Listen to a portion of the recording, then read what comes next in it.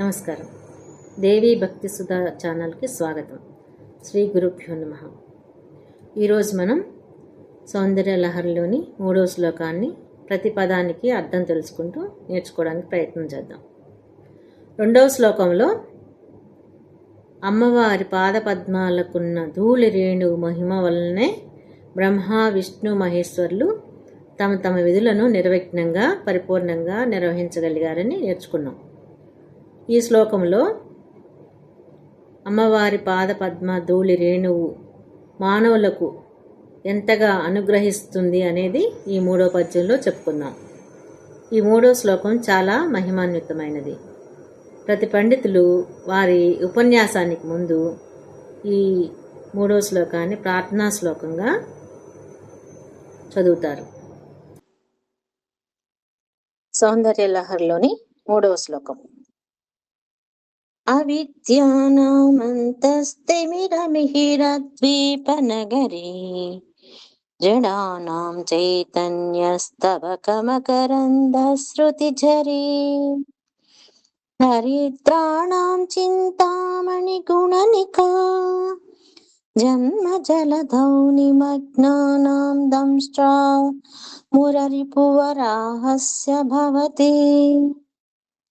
అర్థం చూసుకున్నాం. ఓ జగన్మాత, నీ పాదధూళి మహిమ సామాన్యమైనది కాదు.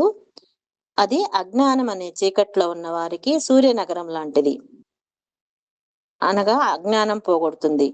మందబుద్ధి గల వారికి జ్ఞానం అనే పూలగుత్తు నుండి ఒలికే తేనె ప్రవాహం లాంటిది, అనగా చైతన్యాన్ని ఇస్తుంది. దరిద్రంతో బాధపడే వారికి కోరినవన్నీ ఇచ్చే చింతామణి రత్నాల హారం లాంటిది, అనగా ఐశ్వర్యాన్ని ఇస్తుంది. జనన మరణాలనే సంసార సాగరంలో మునిగిపోతున్న వారికి పూర్వం భూమిని రక్షించిన వరాహస్వామి కోర లాంటిది, సంసారం నుండి గట్టెక్కించి ముక్తినిస్తుంది. ఇప్పుడు మనం ప్రతి పదానికి అర్థాన్ని తెలుసుకుందాం.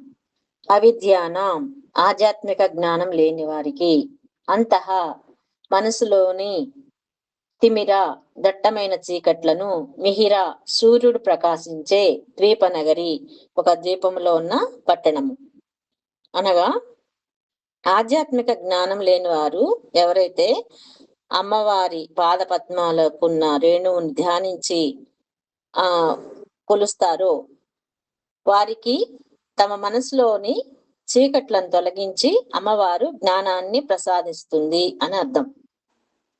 అలాగే జడానాం మందబుద్ధి గలవారికి, చైతన్య తెలివిని లేదా జ్ఞానాన్ని ఇచ్చే, స్తబక పూలగుత్తు నుండి, మకరంద పూల తేనె యొక్క శృతి స్రవించే లేదా కారే, జరి సెలయేరు లేదా నది ప్రవాహం వంటిది. అనగా మందబుద్ధి గలవారికి అమ్మవారి పాదాలను ఆశ్రయిస్తే జ్ఞానం అనే పూలగుత్తు నుండి ఒలికే తేనె ప్రవాహం లాగా చైతన్యాన్ని ఇస్తుంది. అంటే మంద బుద్ధి గలవారు చైతన్యవంతులు అవుతారు అని అర్థం.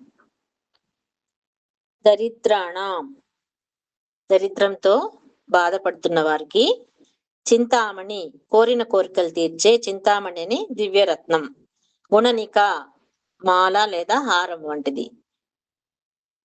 జన్మ జలదౌ పుట్టుకలు చావులు అనే సముద్రంలో, నిమగ్నానాం మునిగిపోయిన వారికి, దంష్ట్రా కోర పన్ను లాంటిది, మురరిపు పురాసురుడి శత్రువైన శ్రీ మహావిష్ణువు యొక్క, వరాహస్య వరాహ అవతారం యొక్క, భవతి అవుతున్నది. దరిద్రంలో ఉన్న వారికి చింతామణి అనే రత్నాల హారాన్ని ఇచ్చి అమ్మవారు ఐశ్వర్యాన్ని ఇస్తుంది. అలాగే జనన మరణాలనే సముద్రంలో మునిగిపోతున్న వారికి పూర్వం భూమిని రక్షించిన వరాహస్వామి కోర లాంటిది, అనగా సంసారం నుండి గట్టెక్కించి ముక్తిని ఇస్తుంది. అనగా అమ్మ పాద పద్మ ధూళి మహిమ వలన అజ్ఞానులకు జ్ఞానాన్ని ఇస్తుంది, మందబుద్ధి గల వారికి చైతన్యాన్ని ఇస్తుంది, దరిద్రంలో ఉన్న వారికి ఐశ్వర్యాన్ని ఇస్తుంది, సంసార సాగరంలో మునిగి ఉన్న వారిని బయటకు తీసుకువచ్చి ముక్తినిస్తుందని భావం. ఈ శ్లోకం యొక్క ఫలితం: గ్రహణ శక్తి, జ్ఞాపక శక్తి బలహీనంగా ఉన్న వారికి ఈ శ్లోకం ఒక ఔషధంగా ఉంటుందన్నమాట. అంటే విద్యార్థుల్లో పనితీరు స్థాయిని పెంచడానికి చాలా సహాయపడుతుంది. రోజు కనీసం 11 సార్లు పారాయణం చేస్తే నిస్తేజంగా ఉన్న, మందమతిగా ఉన్న విద్యార్థుల్లో గొప్ప మార్పులు వస్తాయి. శ్రీమాత్రే నమః.